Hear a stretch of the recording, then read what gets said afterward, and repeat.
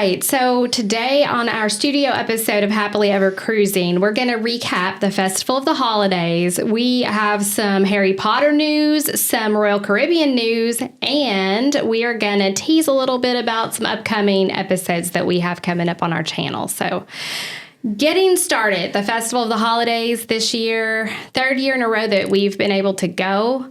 So what are your highlights of the Festival of the Holidays? Completing the cookie stroll. Making it through the cookies once again, getting the major award. Getting your major award. At least this year, the major award was something we can use in our kitchen. And you were excited about that spatula. I was very excited about that spatula. You're like, wow, it's actually something usable, not just an ice cream sundae. Yeah, because typically it's like, here you can eat all these cookies, and then you get the award, which is more food. Which is another cookie or ice cream or something. A sundae or something like that. Yeah. And so, yeah, I was excited. You got a little M&M container, some too. M&Ms. Little mini yeah. M&Ms. Yeah, I shouldn't have forgot the M&Ms. Yeah, but you were excited about the spatula. Mm-hmm. I was. So, food options at the Festival of the Holidays, food and drink options. I feel like they have a lot that we wanted to try. So much so that we went twice. Yes. Yeah. And my favorite was in the American Adventure, the slow roasted turkey, because it was like a whole little holiday meal. Mm-hmm. And it was a big serving size, and it was good. The turkey was good, stuffing, everything. So that was my favorite. I thought it was the best value. It was a little bit of a surprise that you got all of that, and it was good. It smelled really good. I couldn't taste it because it had stuffing and probably flour in the gravy, but it smelled really good. Yeah. So I really well, of course, I always love glue wine. That's a given. Yeah, and it just reminds me of the German Christmas markets in Germany. Yes. So that just is a memory in a cup for me and for you.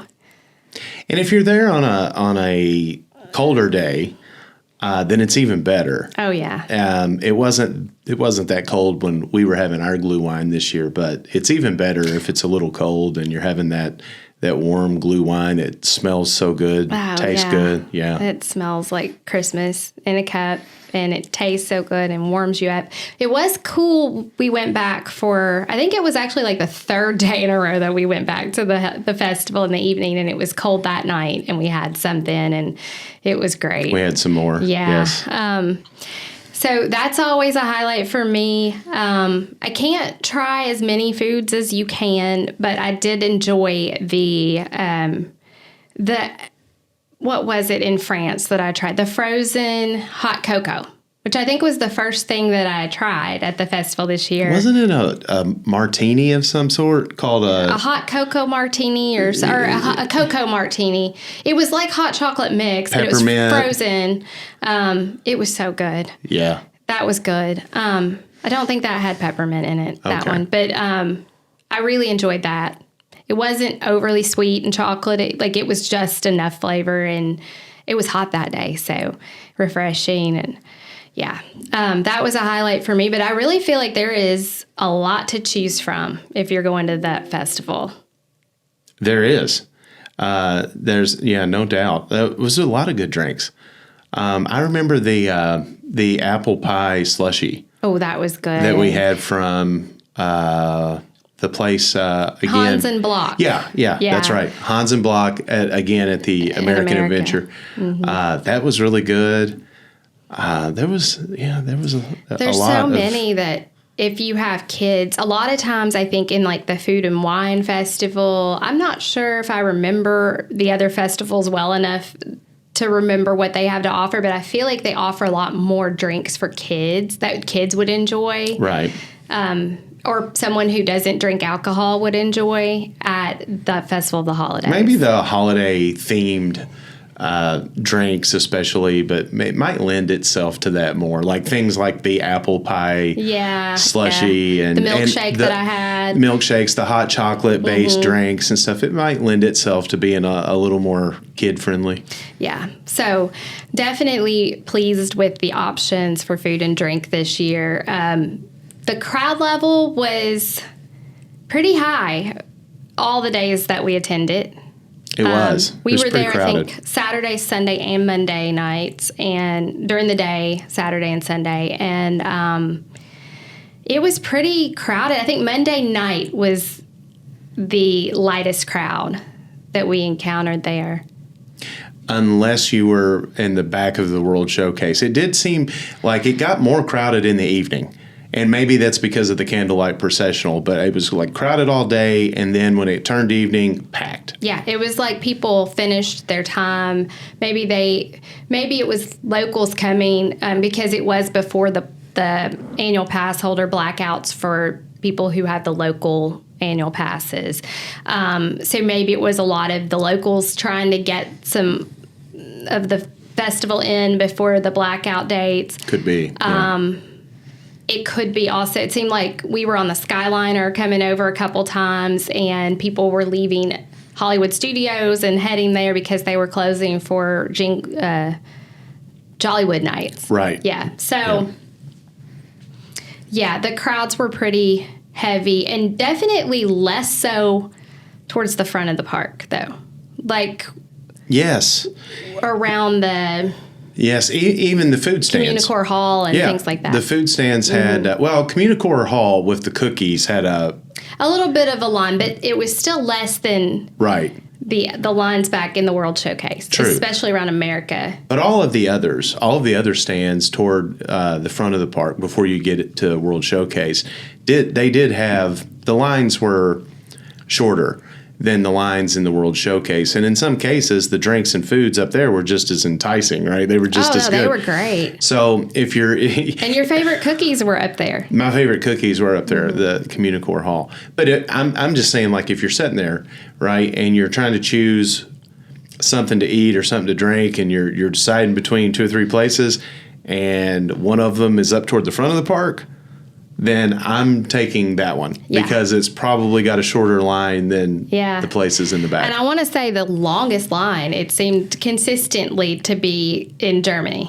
at Bavaria, Bavaria stand where the glue line is. It's always popular back there, and it's probably like our favorite location to go every single time too. So Germany and Mexico. Yeah, that's right.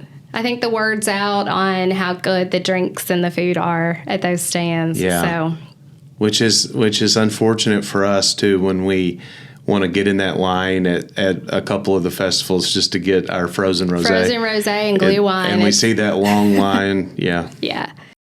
Yeah. So I guess if you're going next year, prepare for some decent sized crowds. But it's doable. It's doable. And we were there, like I said, before the blackout dates, and I'm sure that the crowds have increased since then as we're closer to the holiday. And the candlelight processional show that was going on while we were there, which we attended, was, I think, one of the most popular ones. It was Henry Winkler. It was his first time doing it.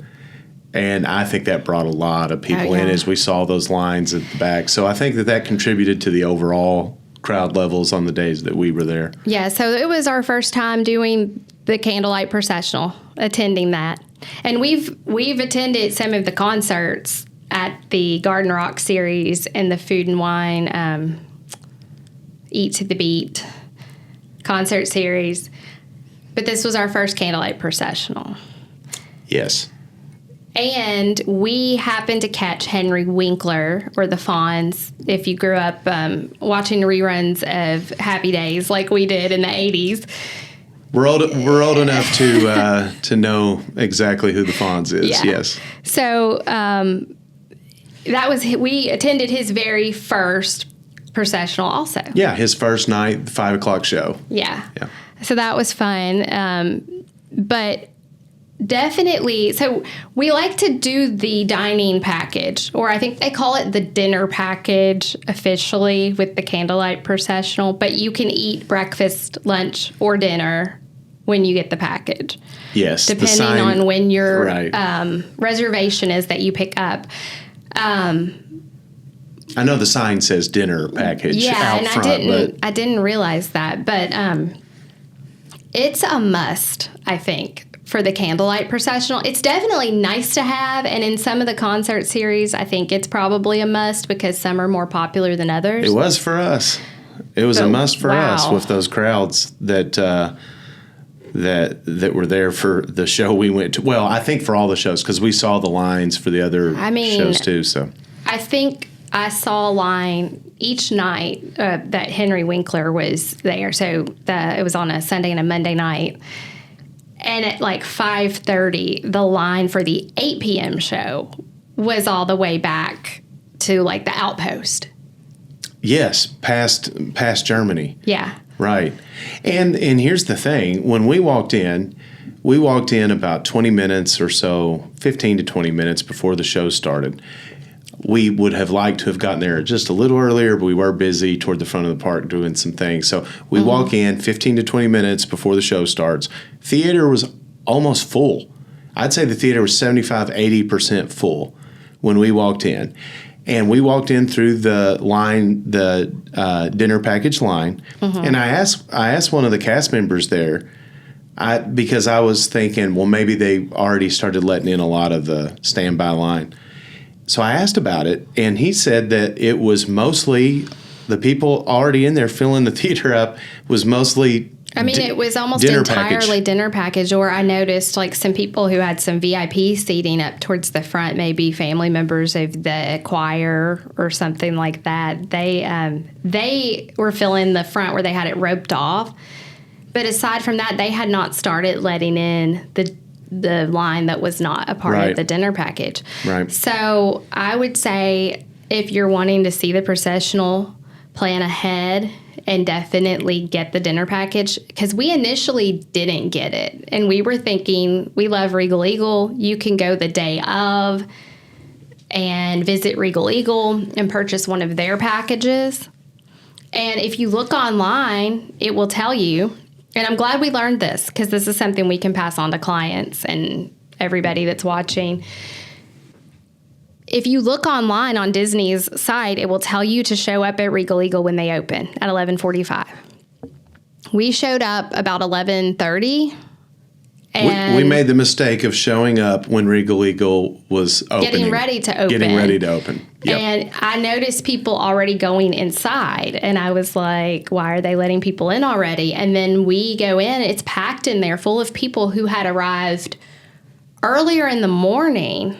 They were all sitting there with like little cards and they too already in their hand. had a voucher. And when we saw that, we were like, uh-oh. Yeah. We're in trouble. So heads up, if you are planning on doing the package through the Regal Eagle, the quick service, then you might want to stop by when the park opens. And I do think it depends on the show. It's hard to say. We have seen Regal Eagle still have dining package tickets available for some of the concert series before. We've seen them still have some available in the middle of the day. Yeah. For our candlelight processional show, they already handled out their whole allotment before they opened. And I'm not even sure when they started passing that out because it was well before the restaurant opened. So our advice is not that you have to do this every time because that's obviously not true. We've seen that to be the case. I would say to be safe, I would do it. Just in case, just to be safe. If it's something important to you that you want to see and you want a decent seat or you don't want to stand, you don't know the popularity until it's too late. And some of the musical acts you do. Some of the musical acts we know are definitely going to be popular. Because every year there's a handful of them that do it every year, almost every year. And some of those we've seen and people have seen that they are very popular. They're very popular every year. Yeah. Then there's others that it's like if that's the game you want to play of like, well, I don't think this one's going to be packed. I don't think we have to go in and be there before Regal Eagle opens to get a spot, whatever. Yeah. But yeah, that's at your own risk. My professional advice would be to just plan as if it's going to be a large crowd and to either get a reservation at one of the other restaurants that offers the package or visit Regal Eagle first thing, see if they're handing out the vouchers yet. So we messed up. We got there too late, so we couldn't do it that way, but we did get lucky, and a La Cellier reservation opened up that we saw. We snagged it real quick for a lunch. A really amazing, really good lunch. La Cellier is great. It's it is really good. I've had steak there a couple of times. It's delicious. Their cheddar soup is delicious. Their potatoes are so good. It's really the mushrooms. If you like mushrooms, those are good mushrooms. La Cellier is really good. Going to be a big heavy lunch. So it's better in the colder months. We prefer it when it's not to eat La Cellier in June or July, but that was really good. So it worked out for us, and thank goodness, because I don't know that we would have seen the show if we did not. I don't think we would have. No, I don't think so. At least not close. Where we would not have been sitting. We would have had to stand and maybe listen to it from afar. Right. Yeah. So that's a big recommendation. But we enjoyed the festival as usual this year. Oh, yes. We'll definitely plan to visit next year. Helps us get in the holiday spirit, and it's just a good time. So moving on, though, in other news in the travel world, there is a Harry Potter themed hotel opening at the Legoland Resort in Günzburg, which is in Bavaria, Germany. And I, for one, am so excited with this news. And just a quick little blurb about it. Not a ton of news has come out about it yet. There's going to be more details released within the next year.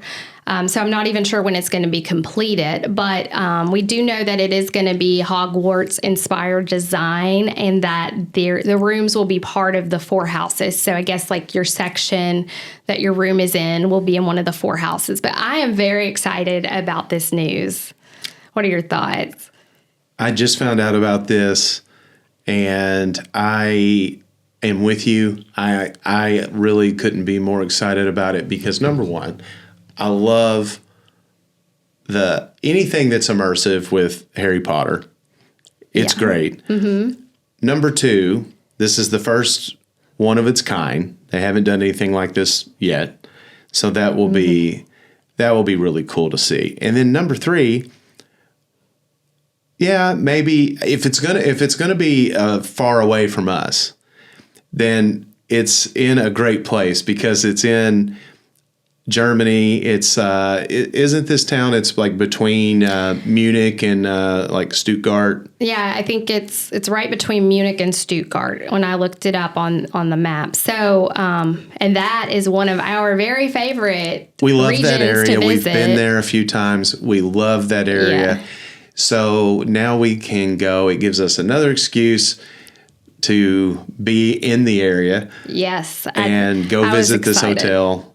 So I think we will be, after they open, it won't be too long before we probably go visit this hotel. No, I mean, I told you last night I'd like to be one of the first people to stay there. I would love that because I'm always looking for a reason to go to Bavaria. I love visiting there. You too. Like, I feel like we've almost made it, like, we think of it almost like a Disney for us internationally. Like, we were like, we have to visit. We need to get back there. We just love it there. So I'm always looking for a reason to go back there. And this just gives us another one. Maybe we could even be doing a Christmas market trip and have a one night like break from the Christmas markets to go stay in the hotel. You never know. Never know, but I'm Definitely looking forward to it. I can't wait to hear more details and know when it's going to open. That's exciting news. Yes. So moving on from that, Royal Caribbean has news. And just this week, on December 23rd, they had the grand opening for their new Royal Beach Club, Paradise Island, which is on the island of Nassau. It's in the town of Nassau on Paradise Island. And it is a paid, you have to pay to go there. It's like an excursion that you can book, similar to when you go to Coco Cay and you book one of the beach clubs there. But it offers, there's pools, I think 3 pools. It has the largest swim-up bar in the world. I love a swim-up bar. Yeah. And I feel like they're always too small. Like, it's hard to find a spot at them. They're real popular. So the biggest one in the world sounds really enticing. It does. They have music. They have activities. They have things for kids to do, a family beach. It says that they combined Bahamian culture with Royal Caribbean amenities for the ultimate beach day experience. So here's the thing I love about this. I actually love that it's at Nassau, because if you have cruised many times in Florida, then you have been to Nassau many times. It's a popular stop on most cruises out of Florida. And so it could be that you've already done the popular excursions, the excursions that everybody does at least once, Atlantis and the Baha Mar. Yes, Baha Mar resorts there. And it could be that, you've been to Nassau enough that it's, been there, done that kind of thing, right? Mm-hmm. And so now, at least if you're selling Royal Caribbean and you're going to Nassau, then you have a new option to check out. So that's what I like about it, is that it's actually at Nassau and not just another private island somewhere, so that it gives you a fresh choice if you're selling Royal Caribbean and you're at Nassau. Yeah, something else to do there. I know we like to get off and shop, visit the markets, and that's fun, but I think we've done it so many times now. I'm looking forward to having something else to do. It looks like you do have to take a ferry, it's like a tender. You take a ferry from maybe the ferry. I'm not exactly sure. I'd have to actually no. You ferry from the cruise port. So I would guess you get off the ship, you walk to the port, and then you ferry to Paradise Island, where the club is. And the pricing is around $170 if you get it with alcohol and dining. If you get the non-alcoholic, it's around $130. That's where it starts. And then for kids, 4 to 12, it's around $110. And it can range depending on when you're there and if it's during peak season or a shoulder season. So, but I'm looking forward to trying it. I'm excited about this because, like you said, we've been to Nassau a lot. A lot of times we spend time exploring a ship in Nassau. So now we have a reason to get off again and something new to do. Yep. And to be clear, I guess it is its own little island, but you go to it when you're at the Nassau port. Well, Paradise Island is an island in the Bahamas. It's not a Royal Caribbean island. Right. Yeah. But but it is a separate, it's not on mainland Nassau. Right. Yeah. And when you're at the Nassau port, you go to it. So it still is. Yeah. It's a Nassau activity. Yes. Yes, it is. And I should mention kids 3 and under are free. There is Wi-Fi, there's loungers. They offer cabanas that range from $2,000 to over $10,000 for the day. So I'm not sure if we will trying that one out. If we will try that out our first time. But if anyone out there tries that out and you want to share with us what you thought of it, let us know. We would love to hear about it. But I'm sure we'll check it out. Yes, the island, maybe not the cabana. Yeah. All right, so we've got a lot of episodes. We have so much content coming up. We do, yes. And I just wanted to talk for a couple of minutes about some of the series that we have coming up pretty soon. So one of them being the Star of the Seas. While we're talking about Royal Caribbean, their newest ship that we sailed on a little while ago before we launched our channel. And we're excited to share our experience on that ship. Yes. Star of the Seas, including at some point we will share some footage or a video that we have on the Lincoln Park Supper Club on Star of the Seas, which was pretty cool at sea dining experience. It was, and I love a good reason to get dressed up. You might not, but I do, and I think that's the first real fancy dinner we've ever attended together, or that I've ever attended other than a wedding. So, it was a good time, and I'm excited to share it. Right, yeah. So what else? We have, in the coming weeks, we recently had dinner at the Cake Bake Shop. We did, and that was a fun experience, and we'll share more about it, but the first thing that stands out to me is how beautiful it is inside that restaurant. Yes, it was. I think that's part of the reason you go there. Not to say that you're not going there. It's the whole experience, right? I mean, you're going there for the cake, food as well, but it's also just the ambiance at that place. It's very, very pretty in there. Beautiful. Much prettier than the ESPN restaurant that was there before. It's a little bit different. A little bit different decor. Yeah. And then we have our club level series that we're going to start soon. We have stayed at multiple club levels in different deluxe resorts at Disney. And we have several that we've recorded our experience and reviewed it. And I'm excited to start on that too, because until we started this series, I'd never stayed club level at Disney. Right. And I'd always wondered what it was like. And I'm excited to share that with everybody else. I definitely have. Now we still have a few that we have not stayed at yet, but I have a clear favorite already. And that might be the first one that we actually put onto our channel. Yeah. Possibly so. Yeah.